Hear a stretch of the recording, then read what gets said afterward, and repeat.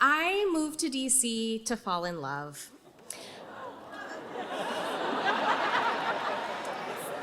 I also wanted a fulfilling and successful career, but honestly, I just wanted to meet the love of my life.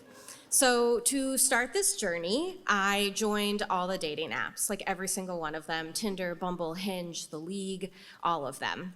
And one of my first matches is with Jake. Jake has this like nerdy, but like rough around the edges look to him, and I'm really into it. So we message on the app a little bit, and we set up a date. We're gonna go get margaritas. It's February, so it's really cold, but we're gonna do margaritas. So I show up at the bar, and I sit, and I wait, and I order myself a drink, and I'm still waiting. And like 10 minutes go by, 15 minutes go by, Jake still isn't here. And the bartender pegged me coming in, and he's looking at me like, girl, you're getting stood up right now. And I really don't believe him because I have this wildly optimistic idea that Jake could be the love of my life. So I continue to wait. But first, I pull out my phone and I send Jake a text. Hey Jake, just like wondering where you are, please let me know. Okay, thanks, bye. And he immediately responds with, hey, sorry, car trouble, I'll be there in a few. So I continue to wait because he's coming.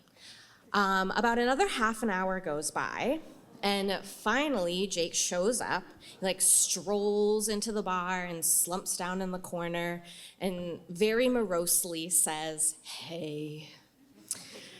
But I'm really ready for it because this man might be the love of my life and I need to show him that. So I like perk up and I start with a joke. I like tell this really funny joke. I think it's hilarious. Jake kind of folds into himself a little bit, like he gets like a little bit like sadder at the bar. So that didn't work. So then I decide to tell him like a story, like how fun and adventurous I am. I tell him about the time I met two crazy Italians in Hungary. And Jake kind of like cocks his head to the side and like pouts a little bit. So that didn't work either. So then I think maybe he needs like a smart woman, like a cerebral woman. So I like make a comment about like Bernie versus Hillary, right? And that really doesn't do it either because he just like gets even smaller and like sad into himself. So I realize that this isn't working. So I like stop my one-woman show and I say to him, hey Jake, you look really sad. Is everything okay? And he pauses before he answers. It's very quiet. There's like a calm before the storm. And then he starts howling, like wailing, crying so loud, like at the top of his lungs, bursting with tears at the bar. The bartender looks at me with this like incredulous face, like, girl, what did you just bring into our bar? So I turn to Jake and I like put my hand on his back and I'm like, it's okay, like whatever it is, it's okay, like what's going on, I'm sorry.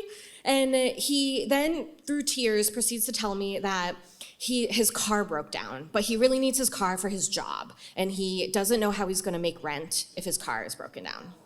Which is so awful, right? And I really feel for him. I really understand that like stress, being like a young 20-something living in DC, not know how you're gonna make rent, I get it. So I tell him that and I just kind of like rub his back and I wait for like the tears to dry. And as I am waiting, I realize that Jake is not the love of my life. And I should probably just cut my losses and go home.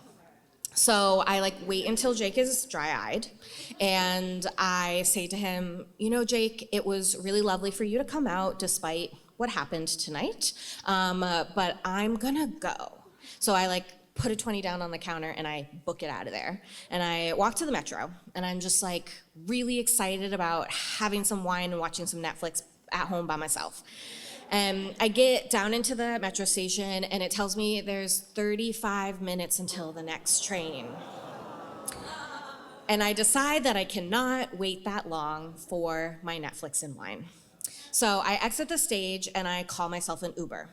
And I feel like the universe is saying to me, like, yes, girl, you deserve that Netflix and wine. Because right away it says, your driver is arriving now. And a car like pulls up on the curb, like right in front of me. I get in the car, I put on my seatbelt, and I look up, and Jake is driving the car. So I'm confused. So I say to him, hey, Jake, didn't you just tell me that your car broke down? What's going on? And he like very stoically says to me, yeah, my mom is letting me borrow her car until I can figure out what to do. So at this moment in time, I realize I have a choice. I can either get out of the car and take the metro home, or I could stay in and let him drive me home. And I choose the latter. I decide to stay and let him drive me home. But just so he's clear and understands what's happening, I say to him, Jake, just so you know, this isn't part of the date. Like, this isn't you driving me home. You don't like it to come in at the end. And he says back to me, yeah, I got that. And what proceeds to be the most awkward Uber drive of my life, I realized that maybe meeting the love of my life is gonna be a little bit harder than I thought.